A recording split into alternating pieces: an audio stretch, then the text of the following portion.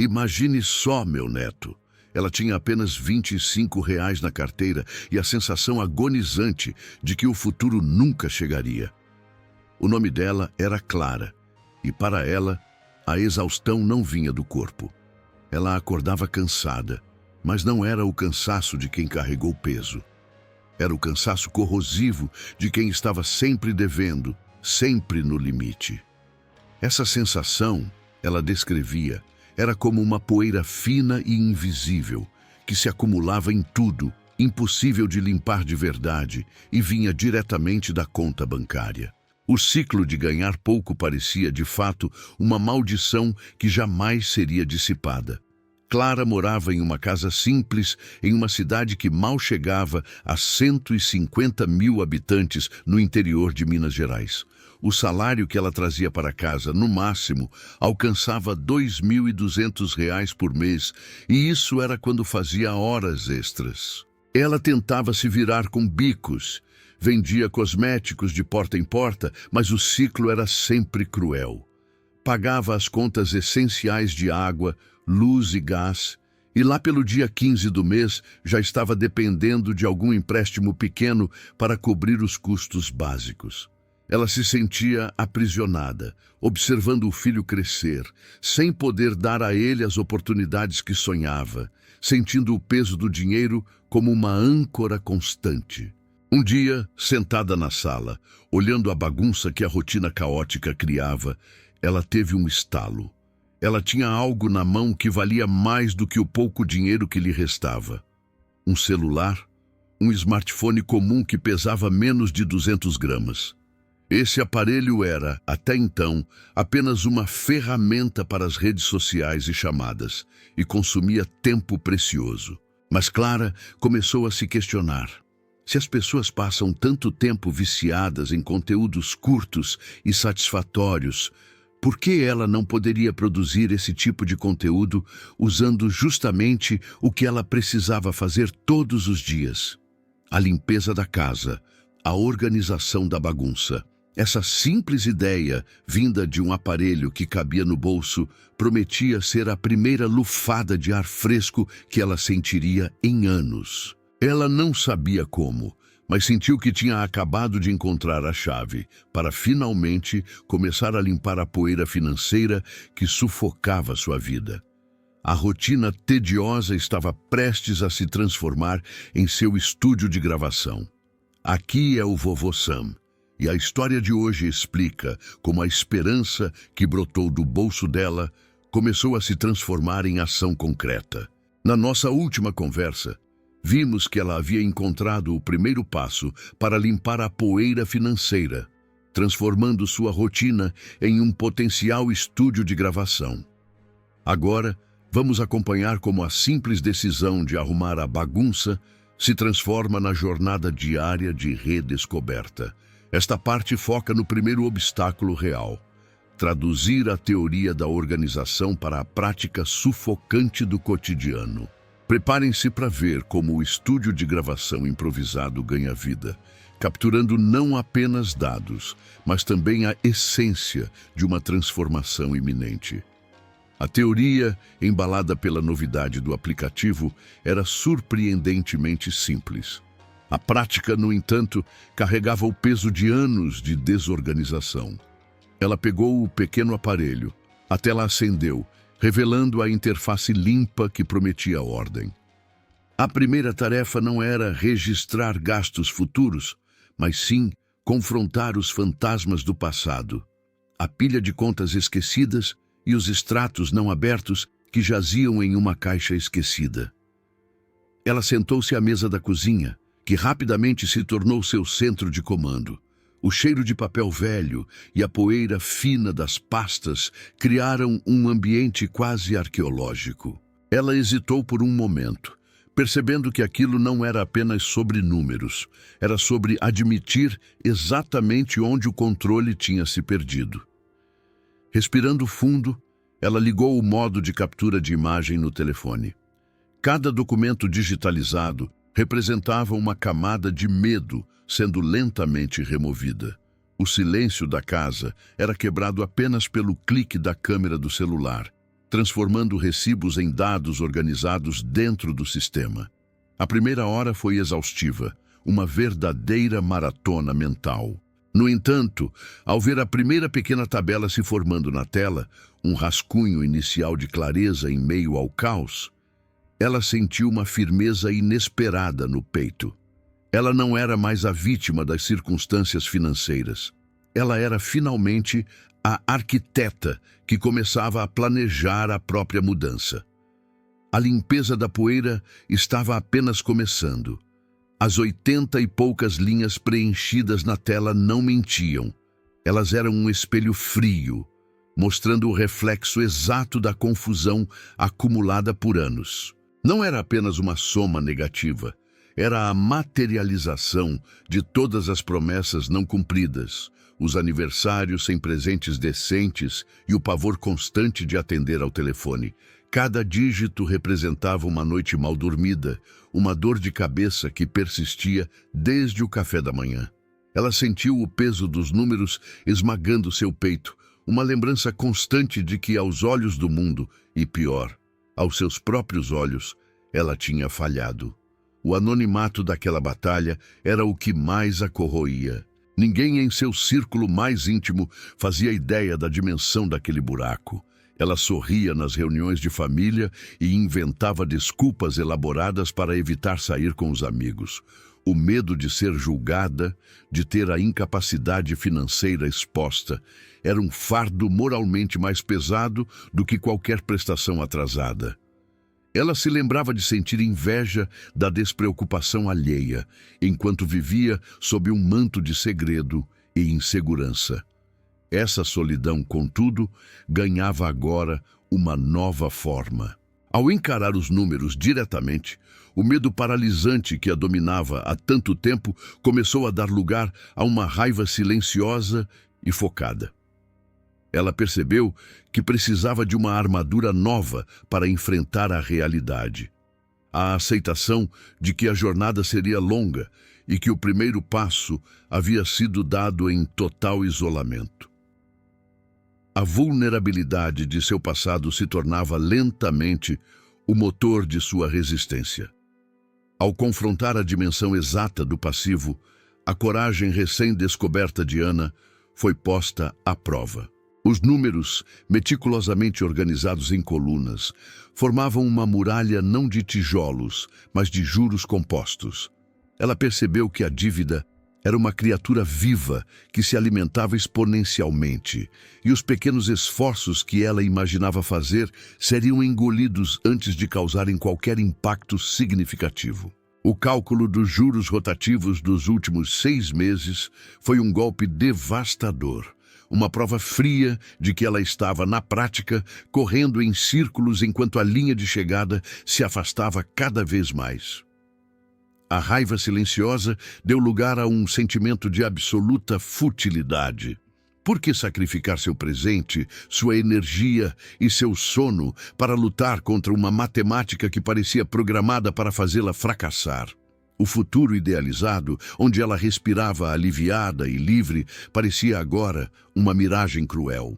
O peso daquela responsabilidade que ela carregava sozinha era insuportável. Seus ombros tremeram e a exaustão mental a atingiu como uma onda. Neste instante de fragilidade extrema, a porta para a rendição se abriu. Ela pensou em desistir. Pensou em rasgar as planilhas, fechar o laptop e voltar à ignorância confortável que a protegia da dor da verdade. Seria tão mais fácil deixar que as cartas de cobrança se empilhassem, bloquear os telefones e fingir que nada daquilo existia, revertendo ao antigo padrão de autossabotagem. Essa tentação, no entanto, veio acompanhada de um lampejo de memória. A vergonha de ter escondido a situação por tanto tempo. Ela não podia retornar àquela prisão de mentiras. Embora sentisse a derrota iminente, ela se recusava a permitir que o esforço de encarar a realidade fosse em vão. A teimosia, mais do que qualquer plano financeiro brilhante, foi o que a impediu de ceder ao desespero. Ela não tinha a solução, mas a aceitação da crise era a única arma que restava. E ela não a largaria. Se a jornada seria longa, ela caminharia, mesmo que a passos lentos e dolorosos. A teimosia deu lugar a uma disciplina quase militar. Se a aceitação da crise for a chave, a ação meticulosa seria a catraca que faria a roda girar. Na manhã seguinte àquela decisão inabalável, ela se obrigou a encarar os extratos bancários que jaziam intocados há meses, dissimulados entre contas de luz e propagandas. O choque não veio do montante da dívida, isso já era conhecido, mas da frieza dos números que detalhavam o escoamento diário, pequenas compras impulsivas, a taxa de conveniência das entregas, as assinaturas esquecidas. O primeiro sacrifício imediato foi visível e prático. Ela cancelou sumariamente 3 serviços de streaming e desinstalou todos os aplicativos de comida e transporte por aplicativo. Este não era um corte para economizar grandes fortunas, mas um bloqueio mental urgente para estancar o sangramento invisível que drenava o orçamento. Sua primeira meta concreta foi estabelecida com precisão cirúrgica. Nos próximos 60 dias, ela reduziria os gastos variáveis em 40% e destinaria esse valor integralmente ao pagamento da menor e mais cara dívida de cartão de crédito. Ela batizou essa meta de o muro de contenção, pois precisava de uma vitória rápida e tangível para construir confiança. A rotina diária foi invertida de forma radical. Em vez de acordar apressadamente às 7h30, o despertador passou a tocar implacavelmente às 5h30. Essas 2 horas extras, antes dedicadas ao sono preguiçoso ou à procrastinação matinal, tornaram-se o motor do novo plano.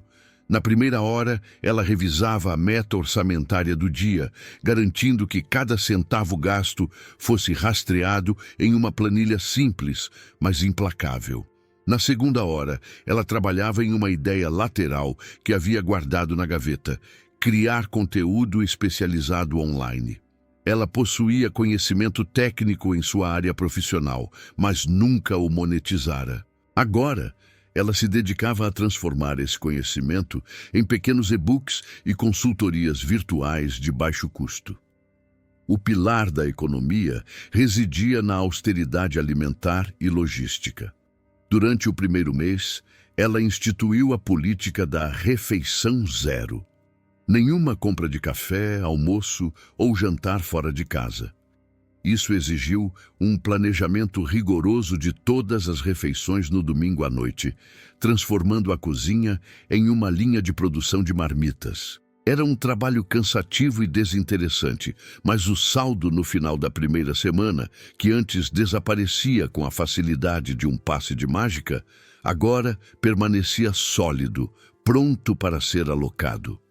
A cada pequena atitude, levar a própria garrafa de água para o trabalho, caminhar em vez de pegar o ônibus em trajetos curtos, negociar um plano de celular mais básico, ela sentia que estava recuperando o controle. A disciplina começou a substituir o desespero. Ela não buscava a riqueza imediata, mas sim criar um histórico de pequenas vitórias. O sucesso neste novo regime não seria medido pela quantidade de dinheiro economizado, mas pela fidelidade ao plano. Ela havia trocado a dor da ansiedade pela dor da disciplina, e esta última, embora exigente, trazia consigo a promessa lenta, mas segura, de liberdade financeira. Essa era a marcha inicial rumo à reconstrução. O tempo, antes inimigo na contagem lenta das contas a pagar, transformou-se em aliado silencioso. A marcha inicial da reconstrução não durou meses de euforia, mas sim anos de perseverança teimosa. Ela não buscava o frenesi do ganho rápido, mas sim a certeza matemática da multiplicação paciente. A disciplina que havia abraçado não era uma fase, mas um modo de vida, permitindo-lhe ignorar o ruído do mercado e focar unicamente no aporte sistemático e no reinvestimento inteligente.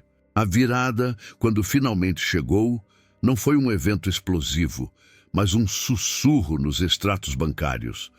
Havia um ponto de inflexão sutil, o momento em que a linha de crescimento dos investimentos cruzou a linha de sua capacidade mensal de economia.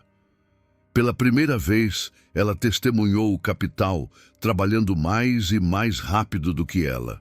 O dinheiro gerava dinheiro em uma escala que superava seu próprio esforço laboral. Aquela era a verdadeira alavancagem, a realização de que o patrimônio havia atingido a velocidade de cruzeiro. Não foi um golpe de sorte, nem um investimento mágico. A jornada da incerteza à estabilidade plena exigiu 8 anos e 3 meses de dedicação inflexível. Cada mês foi marcado pelo compromisso de aumentar a reserva, diversificar os ativos e resistir à tentação de resgatar o que estava plantado. Ela havia trocado a mentalidade de consumidora pela mentalidade de construtora de patrimônio. Os dividendos recebidos, que no início mal pagavam um café, agora cobriam os custos fixos de sua vida com folga, sem a necessidade de tocar no principal. A liberdade não era apenas a ausência de dívidas, mas a presença de opções. A riqueza conquistada não se resumia a um número volumoso no balanço, mas à estabilidade emocional que permeava todas as suas decisões. Ela podia escolher seus projetos, decidir sobre seu tempo e, mais importante, garantir um futuro seguro para si, longe da ansiedade financeira que quase a consumira. A conquista da estabilidade era palpável, o sono tranquilo, a capacidade de dizer não a trabalhos que minassem sua paz e a segurança de que qualquer turbulência econômica seria apenas um contratempo e não uma catástrofe. O resultado final era a materialização da fidelidade ao plano. Aquele pequeno histórico de vitórias diárias, construído com tanta dor e sacrifício, havia se transformado em uma fortaleza financeira. Ela olhava para trás e via a verdade.